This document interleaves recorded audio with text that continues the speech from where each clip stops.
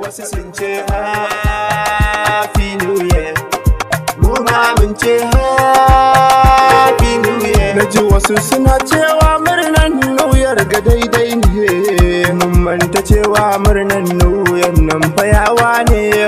Kowanne tsuntsu ya yi kukan gidan nasu daidai ne, rago da yin kukan alade wannan fa ƙarya ne. Ina kun gaji al'ada ta fi addini ƙarya ne, a gurin su wanga batu wallahi tabbas fa daidai ne.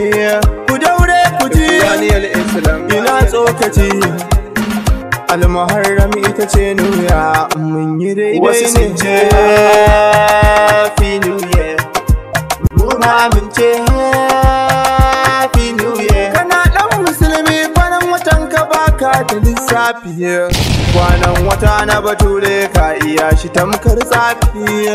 Da za a kawo ce kowa ya lissafa wani shafi, daga nasu mudin za mu iya mu lissafa duka shafin. Idan namu ya zo ba su taya mu kun ga ba sa hafi, kayan mu ba sa sashi jikinsu balle su dau shafi. In uwa miyo kishin addinin namu don yafi, mu rike shi gamgam mu iya rubutu da karanta duka shafi. Mu daure mu kar mi sakaci, Al-Muharram ita ce nuya mun ji mun gane.